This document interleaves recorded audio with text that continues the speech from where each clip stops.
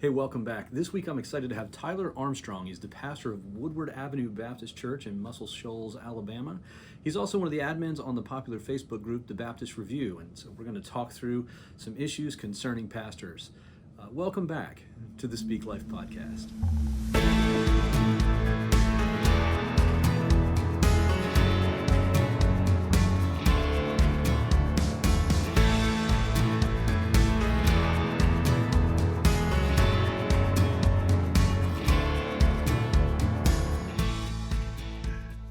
Hey, welcome back to the Speak Life podcast. I'm here this week with Tyler Armstrong. He's the pastor at Woodward Avenue Baptist Church in Muscle Shoals, Alabama. He's also one of the admins on the popular Facebook group, The Baptist Review. And so, Tyler, I'm really excited to have you here with us this week. Yeah, Bill, man, great meeting you and glad to be here with you. Excited about this. Good deal. Well, I'll tell you what, why don't we just start? Why don't you talk a little bit about yourself, your family, your history and ministry, and just give people a better feel for who you are? Yeah, man. Well, like you said, my name is Tyler Armstrong. Serve as the senior pastor at Woodward Avenue Baptist Church. I've been here 6 months on November 4th. So really getting started out here. This is my first senior pastorate, but we'll talk more about my ministry here in just a moment. Married to my high school sweetheart. Her name is Ryan. We've been together for 13 years, and that's how I know how long I've been in ministry. She was there for my first sermon. So, Wow. yeah, we've been Very together cool. for 13 years, and I've been in ministry for 13 years. And so we have two boys. We got married in 2016. We've been together since 2010. And so we have two boys, Brooks, who is 4. He'll be 5 in December. And then we have Jackson, who is 15 months old. And so we live a very busy life, as you can imagine, chasing two boys. But yeah, ministerially speaking, I have been in ministry since I was 17 years old, serving in various capacities. Really, small town. Oh, cool. You're called to ministry. Great. Let's get you in there type thing, Yeah. I ran for my call that I felt the Lord was kind of leading me towards ministry, and I ran. Then the Lord finally caught me and really, hey, you're not going anywhere. And so I just kind of, 17 said, okay. So committed my life to that calling. Started student ministry at 17. So that was interesting, Oh, wow. Yeah. That was a lot of fun. And then started on staff at a church at 19. I was very young, very green. Probably should have got fired about 3 or 4 times at that church, but very thankful that the Lord, allowed me to grow in that way, and allowed me to serve with, a phenomenal pastor there. Then transitioned to another church, 12th Street Baptist Church in Rainbow City, Alabama. I was there right at 6 years. Then I moved to Texas for 2 years. I was at a church in Irving, Texas, as the pastor of discipleship and communications. And then transitioned here in June of this year. And so June of 2023, became the senior pastor here at Woodward Avenue. And so, yeah, I tell people all the time when people look at me and they ask me the other day, I was eating lunch with a guy and he said, you're only 30 years old and you're a senior pastor. And I said, well, I'm the same age as Jesus was when he got started. And so that's kind of my running joke with people, don't look down at me my age. Like I've been in ministry for a long time too. So, it's a fun little, chip to carry on my shoulder in a way. Yeah, it's, I'm listening to you describe that. I'm thinking you started in ministry at an age when I was not even a Christian yet. I didn't become a believer until I was 18 when I was in college. After my freshman year of college was over, actually. So yeah, I'm excited to get to talk to you today. So you're only 30, but again, you have over 10 years of ministry experience that you're going to be pulling from. When I get to this next question, which is really the big question, the way we do the podcast is essentially 2 main questions. The first one is, what are the top 2 or 3 things that top 2 or 3 struggles or challenges you've seen or experienced in ministry? And then the follow-up to that is, what are the top 2 or 3 suggestions you give for dealing with those challenges? And so just jumping right into that first one, what would you talk about? What comes to mind? What are the top 2 or 3 challenges or struggles that you've either seen or experienced in ministry? Yeah, that, man, talking about just ministry challenges, the first one that I would probably have to really just mention is probably, I'm trying to figure out which order I want to go.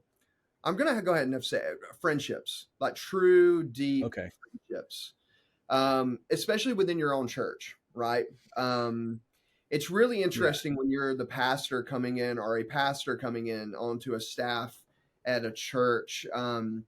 Sometimes one of the things that you walk into is, and especially in my and where I feel called towards more revitalization work, Mm. you're walking into a community that is already established. Yep. There's deep friendships that are already established. And so walking in, trying to work through those friendships, developing those friendships. Yeah. Um, One of the things that I've dealt with more in ministry, as I've grown in ministry, is more like just the feeling of loneliness. Does that make sense? It does. Yeah, the feeling of loneliness, the feeling of like, does anybody understand where I'm coming from here? Does anybody Yeah. grasp what I'm going through? And those are deep philosophical questions that we have to Yeah. ask. And then on top of that, how that affects your family, like how that affects your wife, your children, and all of those things. And so that would probably be my first big challenge is the just deep friendships. Um, Yeah. and attach that to loneliness. The second one is in that Yeah. same vein is you know making true friendships, like true relationships, true connections. Now, Yeah. what do I mean by that? I mean, like you develop a friendship with someone. You think you're doing life, you're living life with them. You're watching this person grow in Christ, and then out of nowhere, to use the term of the day, you get ghosted. They just disappear. Yeah. They're just gonna fall off the map. You have no idea. You're like, what did I do wrong? Um, did I do something wrong? Another one is, when hard times inevitably rise in a church. People Yeah. whenever like which way do they turn? Well, they may be close to you leading up until this moment, and then at that moment they may divert back to okay, where are these friendships that are more stable for me? This is a pastor, Hmm. this is somebody that we hired in. So what does that mean for me? Well, then I'm going to go back to stability. I'm going to default back to, you Yeah. know, this deeper community. And so then you just kind of realize, okay, if you're not careful in pastoral ministry, you can end up on an island in that way. Yeah. Um, Well, and I even wonder, I mean, it's not just comfort and community. It's the idea of this is what they know. It's what's familiar. It's almost kind of like going back to a default setting. This yeah, is where I was, and you're coming in as the pastor. I don't have the same history with you, and when anything comes along as far as a yeah, challenge, just going back to what I know, kind of thing. absolutely. Yeah, absolutely. And that's something that, I mean, I've experienced throughout, just throughout my pastoral ministry, just over the years, and just different facets, right? And I can sit here and tell you story after story after story after story of just little moments here and there, and those are the hurtful moments, right? That was one of the Right. hard parts about COVID for me, Mm. walking through that season of, you know, I had to come to the realization that while I am a people person, I personally was only pouring myself enough into people to make them feel loved, to make them feel cared for, Yeah. but not pouring deeply enough of myself to kind of guard myself. Does that make sense? And so when COVID happened and, inevitably the world blew up, it was like, okay, where do I turn? And I was like, wait a minute, like, am I as deeply rooted as I thought I was, And so that's one thing Yeah. that, as we move into this next part, something that as I walk through, something I'm always in the back of my mind. Okay, am I really giving my life to this, or what? Am I holding anything back? Yeah. And so yeah, and so that was something that I mean, and both of those. I mean, and the biggest word that covers both those is just people. People. Shepherding is Yeah. people. Pastoring involves people, and the people are the best part of the ministry. It's the best part of being a pastor, but at the same time, sometimes it's the hardest part is the idea of Yeah. just, you're pastoring all these different people, all these different backgrounds, all these different dynamics that are at play. And so but it's also the best part of ministry as well. And so, Yeah. Yeah. I mean, you bring up COVID. COVID certainly exposed for many of us this mm, idea of feeling isolated and alone. You talked about loneliness there a minute ago. yeah, Uh, it occurs to me that as we talk about that, as we get to thinking about it, uh, when I think about scripture and I think about what are the things that are talked about in terms of relationship, there's some big, obvious, easy ones, right? mhm, When Jesus is asked what's most important, well, it's relationships. It's your relationship absolutely. with the Lord, and then it's your relationship with other people. And by the way, these are about equal. Yes. We have three different places where it's, and the second is, or and the second is like it, uh, and then they just Yeah. go right, and he goes right into the next one. But I even go back just when I think about in Genesis at the creation of Adam and Mm, Eve, uh, in the verses in chapter 1 of Genesis where it's talking about humanity being created in God's image, uh, part of that is just in the Godhead itself. In himself, there's relationship, right, yes. between the three persons of the Father, Son, and the Holy Spirit. Yes. But then right after, and this is the one that just I noticed this a few years ago, and it's just something that's really stuck with me when I think through the necessity of relationships. I look at the whole passage about Adam and Eve Mm, as Eve's being created. And there's a really unique and interesting series of events that happens right there, right? Because Adam's at a place where he's been created and God is making the statement, it's not good for man to be alone. And you yeah. would think that the immediate follow on after that is so he had Adam fall into a deep sleep and then Eve's created, right? But that's not the sequence. In the middle of that is an animal parade. Uh, Yes. this is the place where he has all the animals walk in front of him, and Adam names all the creatures. And I can't help but wonder if part of that is as he's naming all of these creatures and he's seeing, and so we're going to call those lions or elephants or Yeah. whatever. He's naming them all. There's an opportunity for him to recognize for himself what God has already seen. I'm alone. That like I'm looking at all these other animals, and there's not Yeah. another one like me anywhere. And in that moment, when in that recognition of it's not good to be alone, there's no sense of God responding to Adam the same way that God responded to Paul and saying, "My grace is sufficient for you." He developed and created relationship, Absolutely. founded human relationships. And so it occurs to me that if that's something that's going on from the get-go, that human relationships are created, that when I look in the Gospels, I see Jesus saying, "This, by the way, is the most important thing. Mhm. It's all built on these relationships."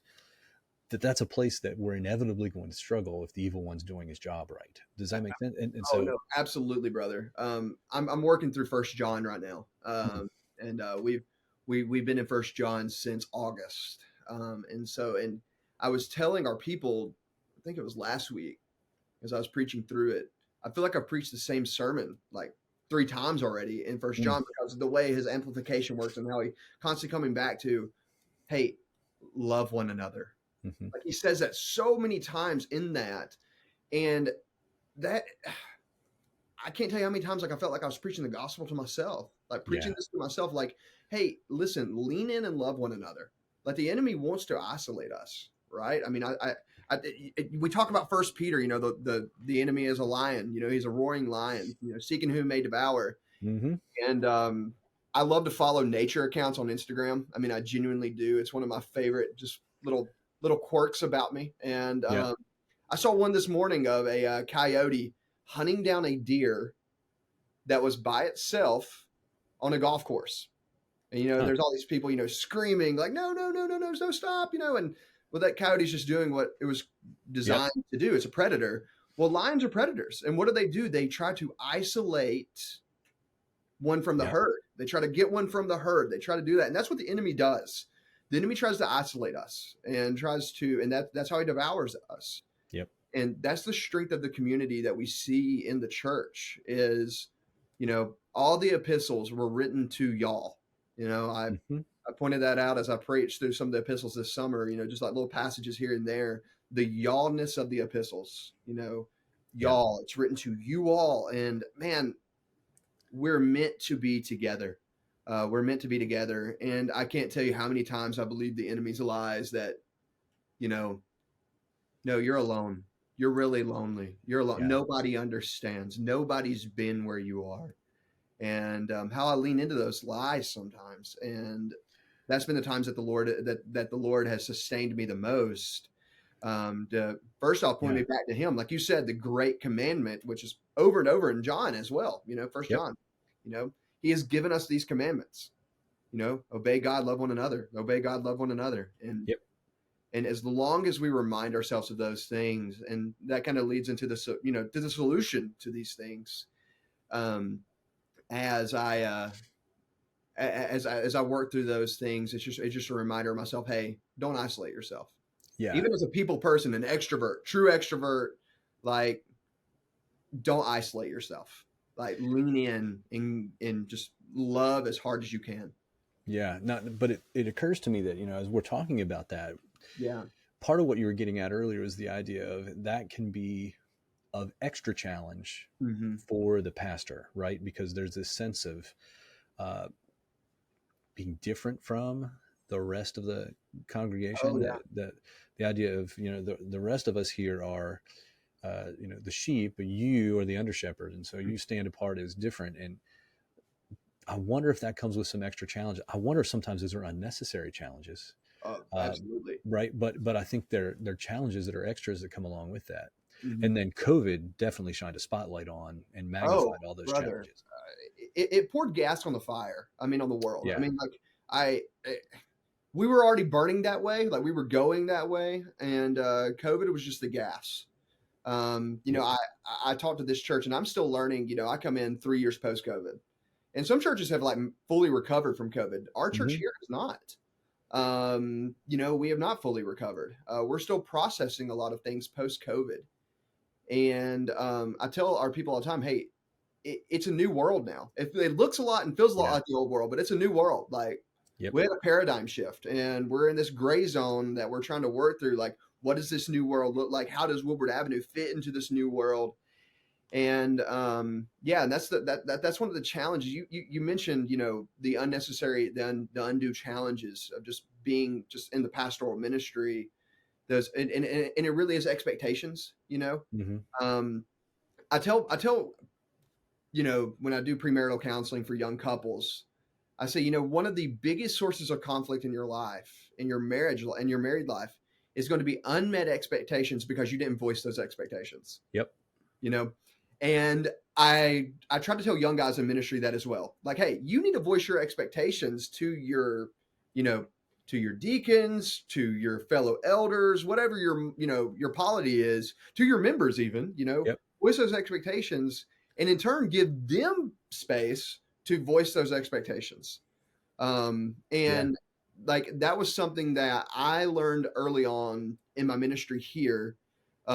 I came in the middle of a very busy summer. I Mm. remember in July, I asked my wife, "Hey, where's the light switch to this room?" And I moved here in June. Yeah.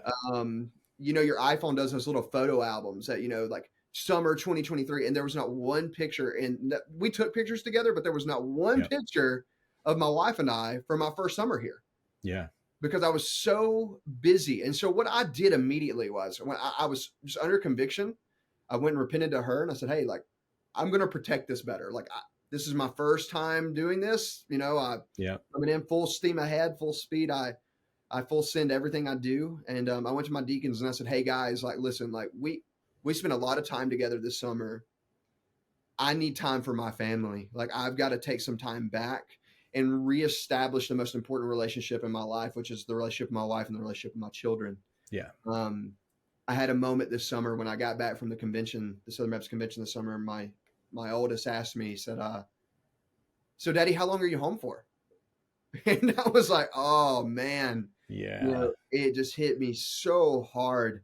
And so protecting those relationships and establishing, and the biggest word I would say is boundaries, Yeah. and what are those boundaries for? And my counselor, he and I, he was talking about this, which would probably be one of my biggest solutions to this. Find Hmm. a counselor, like pastors, find a counselor, like find somebody, like establish those sessions, to kind of talk through those things and in a healthy environment to help you process those things. That's been something that's been super helpful for me personally. Yeah. And my counselor, he brought this up. He said, what's the purpose of a fence? It's to establish your boundaries, your Yep. boundaries. And having those healthy boundaries and those healthy relationship, margin, if you will, that's a big helpful solution for me. Yeah. Um, and working towards those things. And so, yeah, absolutely. Yeah. Now, one of the things though, so I hear you talking about boundaries. I Yeah. hear you talking about being intentional about priorities as well, as far as prioritizing some of those relationships. But I would even say there's an extra that's hiding in there that you've done. But the extra that's hiding in there is intention. None of that Mm. stuff happens by accident, right? Oh, absolutely. It's so easy to get wrapped up in all of the things that go along with ministry. And that doesn't matter. Again, it doesn't matter your church polity. It doesn't matter the size of your church. It's easy to get wrapped up in the things of ministry. After all, there's a Yes. sense of, I have been called here by the Lord to serve these folks and to Yeah. serve in this capacity. And so Yes. there's this sense of mandate that goes along with it that I think is accurate, and that's fine. But there's got to be intention about maintaining those boundaries, because they're not going to just show up on their own. No. Uh, and, and they're an absolute necessity. I think of it, part of how I think of it is like kind of like a bank account, right? I Mm. mean, you can only write so many checks, you can only make so many debit withdrawals without ever having made a deposit before you start getting into big trouble. Mm-hmm. Eventually, you've got to start making some deposits and being Absolutely. very intentional about that. And there are times when you need to make some deposits ahead because you're going to draw into a little bit of a line of credit. Right now, we're heading into a season. It's going to be Advent. There's going to be extras going on at church. There's going to be planning Yes. for things going on in the Christmas season, for extra events. Christmas cantatas are going to be coming along. There's going to just be more to deal Yes. with. And so maybe you lean into that a little more heavily, but then you're really intentional afterward about making some of those deposits and those relationships that count the Yeah. most. One of the cool things about Woodward Avenue, and this is really unique, Bill. So the previous pastor and I are really close. Oh, cool. Like I really appreciate my relationship with him. We talk regularly. I literally called him last Thursday to ask him something regarding in our church. He was here for Mhm. almost 9 years. He knows his body so much better than I do, Oh, wow. Okay. And so I called him. I was like, "Hey, man, I need you to speak into this. Like, I need you to speak into this alongside me." And he came in the summer. So his daughter actually is a member of our congregation. She goes to Mm. University of North Alabama, which is a school in Florence. And so she's a member of our congregation. And so he was moving her in, and he said, "Hey, can I come in and take you out to lunch?" And so we went to lunch, and I was telling him just how busy everything was. And he told me, he said, "Tyler, Yeah. look," he said, "set all of your meetings on Sundays and Wednesdays, every meeting you have, so you can invest the rest of that time into your family." And you talk about that deposit, like Hmm. that's that when the inevitable meeting comes up on like Friday. I had an extra meeting on, that came up. Yep. That's typically my off day that I keep very sacred because I kept so much time, with my family, like intentional time with my boys, with my wife. Um, that helps me go, "Hey, I got a rare one today. I'm going to step away, Yeah. sweetheart, but I'm coming right back and I'm leaning back in." And you talk about getting so wrapped up with the work of the ministry. I don't remember who said it. It's a great line. I mean, probably a bajillion guys have said it at this point. Don't get so wrapped up in the ministry of the Lord that you forget the Lord of the ministry. Yeah, I that's was, good. yeah, oh brother, I was talking to one of our. We have a really unique dynamic right now. We have a group of college students who are coming that are all seekers. None of them are believers, and just the Lord brought them to our fellowship, and they're just kind of openly seeking, and in our fellowship. And one of the things that Yeah. I'm trying to get them to do is establish daily Bible reading. Like, hey, dive into the Word, like read some parts of the Word. So I meet with them every other Sunday. So this past Sunday, I met with them, and one of our guys said, "Man, it's been really hard to commit to daily Bible reading because of calculus and all these other things that Yep. are happening in school." And it was a moment for me as their pastor, in a lot of ways to lean and go, "Hey, even as a pastor, I struggle with that." Because even while I'm doing sermon prep, like, am I doing sermon prep because of the ministry of the Lord, or am I doing it because of the Lord of the Yeah. ministry? And so I Yeah. had to establish early on in my ministry, I had a pastor show me this. You need to establish your own devotional, intimate time of reading God's word where you're engaging with the Lord in prayer, in Yep. quiet, in the secret place, if you will. And so in my own private devotional life, I'm working through something differently with another group of guys, that, we talk about those deeper relationships that, you Yep. think are deep, but they're not deep. They're not, it's kind of like a, wait a minute, I thought we were friends type thing. Yeah. You need to establish those friendships as well. And that's intention, right? Like you intentionally establish those and then use that as another source of that intimacy with the Lord and, and with community, that where you practice that love of God and love of others and, in that smaller group. I mean, to the pastors that are listening to this, man, you need people. Like you need those people. And it may be people in your congregation. And I pray that it is. But it may not be. And if it isn't, then guess what? That's okay. Yeah. Lean into those other men, lean into those other couples that you've established with, and let them pour life into you. You need it, and it's not going to take a happen without intentionality. And I remember when I first got married, I remember I had a pastor tell me, like, you need to schedule time with your wife, date nights and Yep. all these things. And man, I'm such a spontaneous, hopeless romantic. I'm like, no, no, no, no, no. Like, spontaneity for the win, right? Like, that's Yeah. what true romanticism is. Like, but then I learned, like, if you don't schedule that time, it just goes away. Yep. Because life just inevitably happens. Same thing happens with our relationship with the Lord's, with the Lord, and with the Lord's people. Mm. If you're not intentional about that time, then it won't happen. And so that's something that early on in my ministry here, I made a commitment to my family and to this church. I'm Yeah. going to lean in and I'm going to be so intentional about establishing those boundaries early, because if not, and I kind of lost sight of it at the beginning, I'm not going to lie to you, but if not, then I'm not going to be the healthiest version of myself in order to pastor these people and to pastor my family and Yeah. to put my family well. Yeah. And when you talk about that, so we're talking about intention, and it's so, let's see, it's intention about, staying on top of your own personal relationship with the Lord. Mm, And you mentioned something that I've heard, tons of times, the idea of, you do your study for whatever lesson prep, whatever teaching yeah, prep, preaching prep you need to do, but then you have other study that's just your personal time with the Lord, and it's got to yeah. be separate. You can't just count your sermon prep as your devotional time, because Which is that, so easy to do, right? Because you yeah, spend sure, so much time there. yeah, But what's the intent? yeah, You know, what's the yeah, intent? it's just not the same. Mm-mm. And so there's intention there. There's intention about, relationship with spouse, and making sure that you're doing everything you can do to make the deposits where deposits need to be made, especially when withdrawals are being made at certain points in ministry. Yes. But you're also talking about intention with, I kind of want to use the word accountability, Yes. getting together with some other guys, being able to talk through what the Lord's showing you. It's the place where you get poured into, and you get to pour into another group. And so it it's that iron sharpens iron kind of Oh, mentality. And I absolutely. guess part of what I'm wondering here is, as I'm recognizing we're getting a little bit low on time, if we're kind of trying to stick to about 30 minutes, I'm wondering to what extent, I mentioned the very beginning, the idea of the Facebook group, the Baptist Review, and I'm Yeah. wondering how that has maybe been a benefit. We talked about COVID and how it just kind of changed the whole world, but I wonder if in some of these places there's a recognition of, we can do some of this in an online format Oh, yeah. in ways Absolutely. that we can Yes. actually share and are beneficial. How have you seen that group been a help in overcoming some of that? Oh, brother.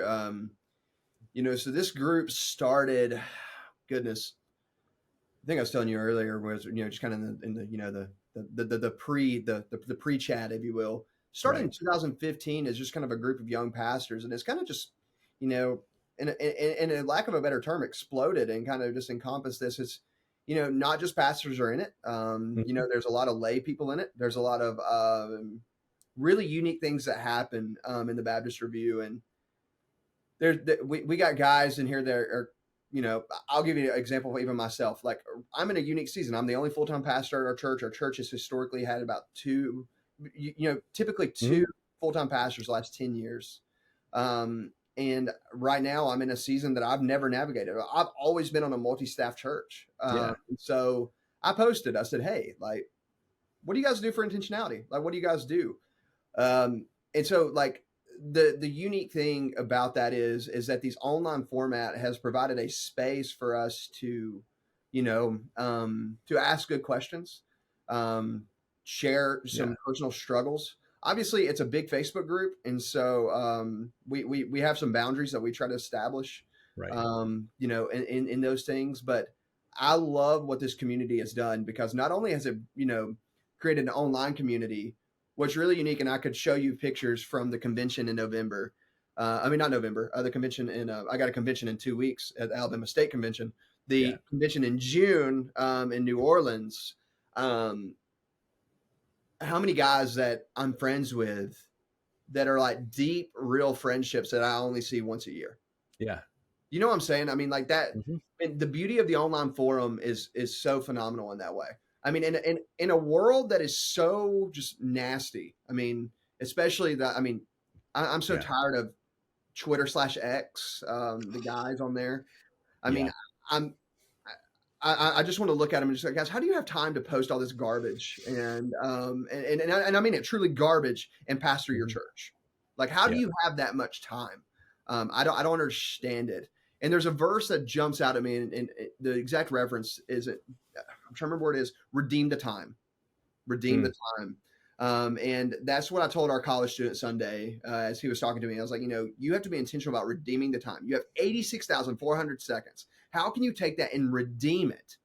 And that same thing goes into our online relationships. Yeah. How can we do that? And I think that the Baptist Review, while, there's a lot of different, I mentioned a word earlier, tribes. The Yeah. online format has, increased that tribalism of old, if you will. Um, I strive in my prayers that it remains a place of unity. Yeah. It's Southern Baptist, but I'm even looking right here. I got the page pulled up, and I see a profile picture of a guy that used to be Southern Baptist and now he's Presbyterian, but he's still a member of the group. And so it's a broad group, right? I mean, it's Yeah. a broad group, and we want to be committed to, to unity. I mean, that's something that, and talk about unity moving into 2024. It's about to be an election year. Yeah. You know, our local AMS here, really unique. He was my worship pastor for about 2 months. And then he's still a member at our church. He's our local Association of Mission Strategists. He said this the other day. Yeah. It was just beautiful. Unity is the evangelical church's secret weapon. Like, unity Yeah. is the secret weapon. Like, in a world that is trying to be so divided, what if we moved into a time that is going to be purposely divided, unified in the gospel of Jesus Christ? Yeah. And our online relationships can do that with proper intentionality, proper boundaries, and all of those things. So, yeah, man, great question. Yeah, no, and I think that it really is going to, that's another place it's going to take intentionality, is to move towards that kind of unity, a Mhm. unity that, Jesus clearly prioritizes. This is one of the main things he prayed about in John 17. Yeah. It's clearly a priority, and we're not always great at it, No, right? oh, no, the Um, church is terrible at it. Like we are not good at it. We are so prone to shoot at ourselves. yeah, I mean, yeah, and so I think one of the things I like about, and especially in some of those online communities, and it sounds like this is a big chunk of what we have in the Baptist Review. There's a lot of edification. There's a more positive vibe to it, of lifting one another up, which mhm. again is part of what we have to be in the business about. So, Tyler, I want to say thank you for being on today. I really appreciated the time we got to spend together. Any final comments you'd want to make to pastors who are listening today? Yeah, man. First off, know that, man, you have a brother here that's praying for you. That's one of my commitments. I have a running notes app on my phone, and I just say pray for pastors across America. Hmm. When I moved into the senior pastorate, I knew that there was a weight that came with it. I knew that there were responsibilities that came with it, but until you feel it yourself, Yeah, I called a lot of my former pastors like, "Hey, thank you. Like, seriously, thank you for the work you do." Um, and so know that I'm praying for you. That's one thing I commit to. We, at any given time, we're doing about anywhere between, I saw a study one time, I'm trying to, don't exact reference. We're doing anywhere between 5 to 12 different jobs at once. hmm. Teaching, CEO, financial management, Yep, counseling, building managing. I mean, I mean, just all these things, all these yep, dynamics. And so, man, you have a brother that's praying for you. And then secondly, like, man, be intentional, set up those margins, guard your family, but at the same time, don't be afraid to love and love hard. Like, lean in. yeah, I heard, I think it was Mark Dever say, "I love hard so I can hit hard."